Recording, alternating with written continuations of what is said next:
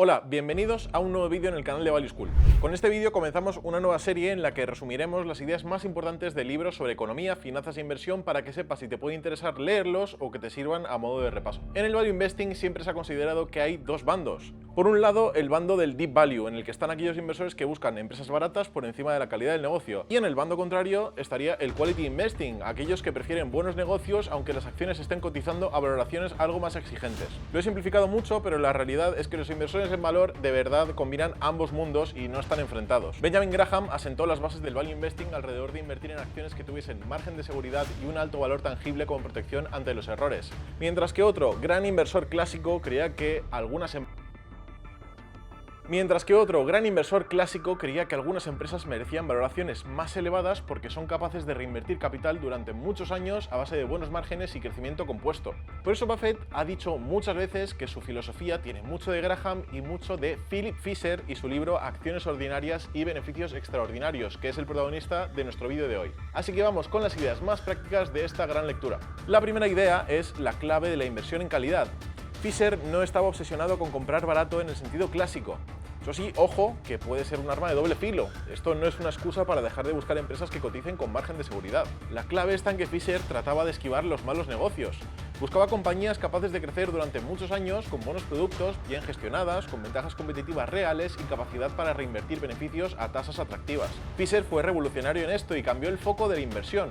El precio importa, claro, pero defendía que la calidad del negocio importa más de lo que muchos inversores creían en aquella época. Porque una empresa puede parecerte cara mirando los beneficios a día de hoy, pero ser barata si dentro de 10 años genera varias veces más dinero. Esa es una de sus grandes aportaciones, buscar crecimiento sostenible a un precio razonable sin perseguir modas y sin dejar la prudencia de lado. En segundo lugar tenemos la idea más famosa del libro, el scuttlebutt, que suele traducirse como la rumorología. Y es una práctica muy extendida por el también archiconocido Peter Lynch, pero fue Fisher quien acuñó y popularizó este método. Fisher decía que para entender una empresa no bastaba con leer informes anuales, hay que investigar el negocio hablando con clientes, proveedores, competidores, distribuidores, exempleados o expertos del sector. Gente que vea la empresa desde varios puntos de vista y que no tenga el mismo incentivo que la directiva para contar una versión bonita de la empresa. Su objetivo no era encontrar información privilegiada, sino recabar opiniones profesionales y señales cualitativas que no aparecen claramente en la cuenta de resultados. Un ejemplo que pone es la industria de la radio en los años 20. Fisher hablaba con vendedores de tiendas para saber qué marcas se vendían bien, cuáles daban problemas y cuáles tenían devoluciones y qué productos recomendaban de verdad. Hoy un particular no puede llamar alegremente al director de compras de un gran cliente industrial, pero sí puede leer opiniones de clientes, revisar foros técnicos, mirar Glassdoor, escuchar conferencias del sector, comparar productos, probar servicios o hablar con gente que trabaje en esa industria.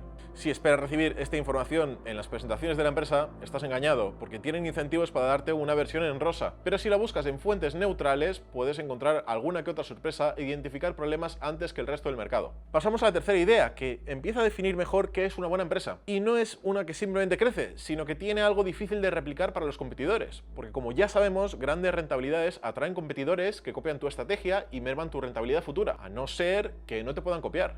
Fisher en aquella época no usaba el término que utilizamos a día de hoy como moat, pero ya empezaba a hablar de algunas ventajas competitivas como economías de escala, capacidades técnicas, distribución, reputación, cultura, procesos, relaciones comerciales o una mezcla de factores que hace que el negocio sea más resistente. Su ejemplo de Campbell Soup es interesante porque no se queda en el gran valor de la marca. La marca ayuda, claro, pero el punto fuerte que identificó fue su red logística y la eficiencia operativa que tenía el negocio. Enviar sopa a millones de hogares con un coste muy bajo no es tan difícil de replicar. La reputación que tiene la marca no es fácil de copiar, pero sí lo que tiene es superficial, es decir, tener dinero suficiente como para invertir en marketing y mejorar el posicionamiento de la empresa. Ahora bien, copiar un sistema operativo requiere muchísimo más capital y tiempo sin tener seguridad de que esa inversión tuviese éxito. Y el matiz que hacía sobre el crecimiento también ayuda a no confundir una buena narrativa con una buena inversión. Un sector puede tener vientos de cola que hagan que varias empresas crezcan, cuando algunas lo estarán haciendo por la inercia del mercado y solo unas pocas sean grandes negocios con ventajas reales que se mantendrán a lo largo de muchos años.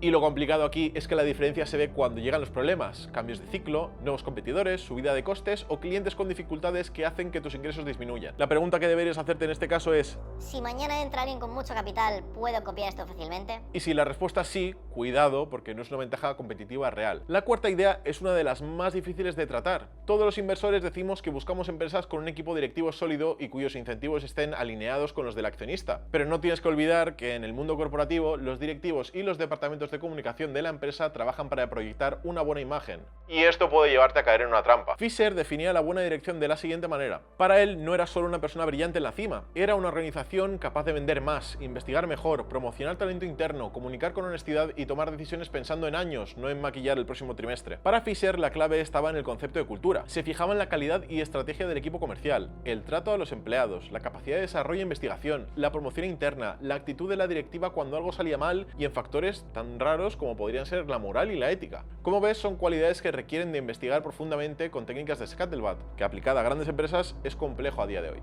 En quinto lugar, tenemos una idea que choca bastante y quizás no está pensada para cualquier tipo de inversor porque tiene consecuencias negativas. Fisher decía que innovar implica fallar, y si quieres estar invertido en empresas de este estilo, la empresa cometerá errores de vez en cuando. Pero claro, la gravedad y el ámbito del error importan. Por un lado, una empresa puede intentar lanzar una nueva línea de negocio y fracasar enormemente, dilapidando años de rentabilidad. O quizás puede ser algún problema de ejecución operativa que afecte a los márgenes de un año concreto. El impacto en el precio de las acciones no es el mismo. Un fracaso puede revelar mala gestión o mala asignación de capital, pero por eso Fisher decía que no todos los fracasos son iguales. El ejemplo de Reichem es útil. La empresa apostó por un polímero llamado Stylan, que terminó siendo un fracaso comercial. La acción se resintió, pero Fisher vio más allá del error. Esperó pacientemente para ver cómo reaccionaba la compañía, qué habían aprendido y si ese conocimiento podía utilizarse en productos posteriores. Como muchas cosas en la vida, para Fisher la innovación o el crecimiento no es una línea constante que sube, sino que entiende que habrá dientes de sierra y que es un proceso. Si la empresa tiene disciplina, talento técnico y una cultura capaz de aprender,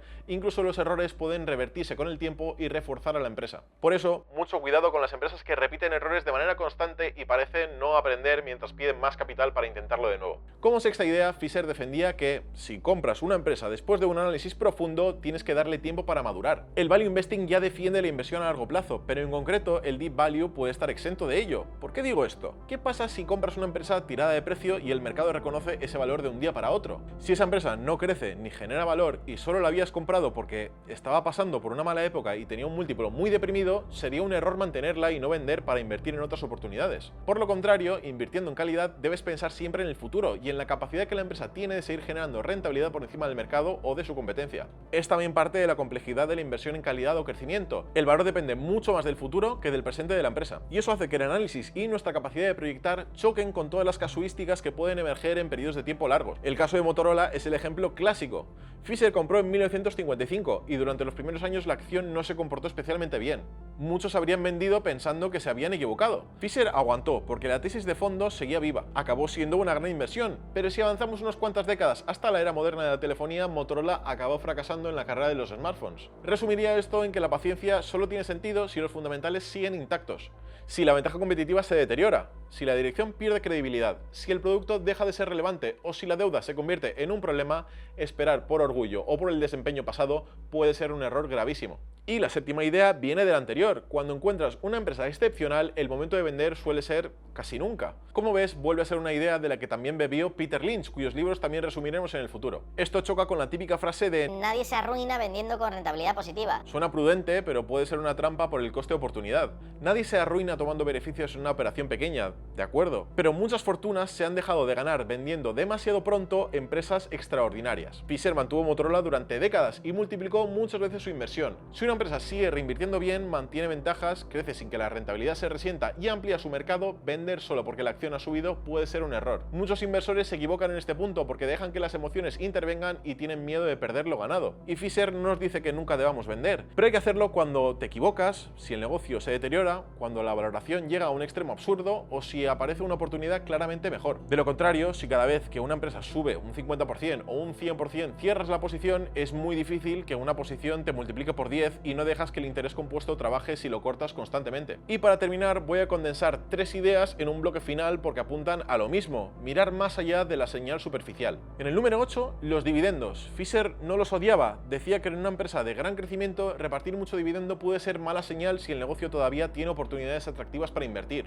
Eso no convierte el dividendo en algo malo. Hay negocios maduros donde repartir capital es lo correcto. El error es ver una rentabilidad por dividendo elevada y pensar automáticamente que eso es atractivo. En noveno lugar, la percepción. Fisher decía que el precio de una acción no se mueve solo por lo que ocurre en la empresa, sino por lo que los inversores creen que ocurre. Las oportunidades aparecen cuando la realidad mejora antes de que mejore la imagen de la compañía. El caso de Dow Chemical en 1948 sirve para entenderlo. La empresa ganaba mucho dinero, pero muchos pensaban que era un beneficio temporal de posguerra. Fisher veía una compañía innovando y construyendo un futuro mejor de lo que el mercado reconocía en ese momento. Y en décimo lugar, el miedo. Fisher hablaba de la psicosis de guerra, momentos en los que una crisis provoca ventas fuertes y huidas hacia el efectivo. Su punto era provocador, pero razonable. Si una crisis trae inflación o devaluación, refugiarse solo en el dinero puede ser menos seguro de lo que parece. Esto no significa comprar cualquier cosa cuando hay pánico. Viene a recordarnos que las acciones son participaciones en negocios reales. Y para terminar, si tuviera que resumir el libro en una sola idea, diría que Fisher te enseña a dejar de mirar acciones como tickets que suben y bajan y empezar a mirarlas como participaciones en negocios que pueden mejorar durante muchos años. Eso cambiará tu forma de invertir. Te obliga a investigar mejor, mirar ventajas competitivas, entender la innovación, tener paciencia y no vender demasiado pronto solo porque algo ha funcionado. También te obliga a ser más exigente. No toda empresa de crecimiento es una gran empresa. No toda historia bonita merece un múltiplo alto. Y tampoco toda caída es una oportunidad. ¿Y qué te puedo decir sobre el libro? ¿Merece la pena leerlo? Sí, sobre todo si vienes de una visión muy centrada en ratios baratos o si quieres entender mejor de dónde sale la parte más quality del Buffett moderno. Como siempre, esto no es asesoramiento financiero ni una recomendación de compra o venta. Cada inversor tiene su situación, sus objetivos y sus riesgos. Y si tienes dudas concretas, lo razonable es acudir a un asesor financiero registrado. Si quieres gestionar tu dinero de forma sensata y sin complicaciones, te recomiendo leer nuestros 9 emails que pueden hacerte ganar dinero, donde te contamos los fundamentos de las finanzas personales y la inversión. En la descripción de este vídeo tienes el enlace para recibirlos gratis. Por otra parte, si lo tuyo es invertir, también tienes un enlace con un descuento exclusivo para la herramienta Investing Pro de investing.com. Esta suscripción te permite tener acceso a la mejor información financiera para invertir en todo tipo de mercados y vehículos de inversión, pero especialmente en acciones y ETFs. Te la recomendamos porque tendrás acceso a los datos fundamentales y muchos cálculos de ratios y valoración que nosotros mismos utilizamos para hacer nuestros vídeos e invertir. Además, también cuenta con herramientas muy poderosas para comparar, visualizar datos en forma de gráficas e incluso ver en qué invierten otros grandes inversores del value investing. ¿Qué libros de inversión te gustaría que resumiéramos en el próximo libro? Déjanoslo en los comentarios. Te dejo en pantalla el último vídeo sobre una de las mejores empresas industriales de la historia. Es un caso muy curioso porque ha generado muchísima rentabilidad con un producto aparentemente de muy poco valor añadido. Y si el vídeo te ha aportado valor, puedes dejar un like, suscribirte al canal y compartirlo con alguien que esté aprendiendo a invertir. Nos vemos en el próximo vídeo.